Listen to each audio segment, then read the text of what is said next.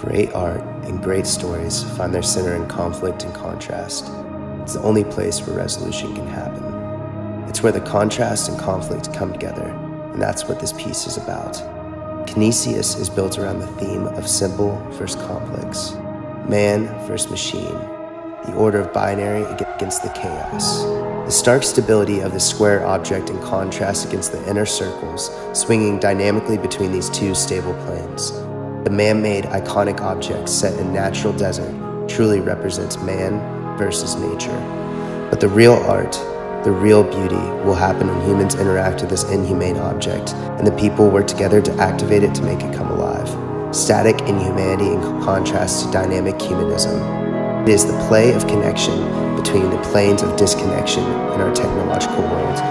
That is Kinesios.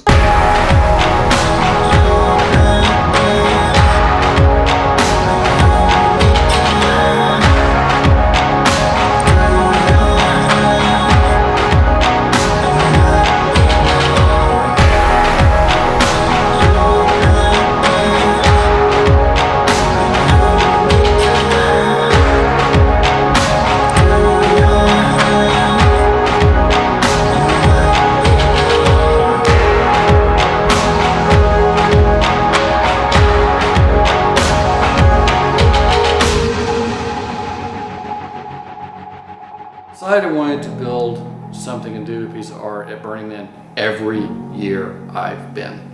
I go every year and I come away just inspired and wanting so bad to do something out there and never have been able to make it happen. And this year the team just seemed to appear.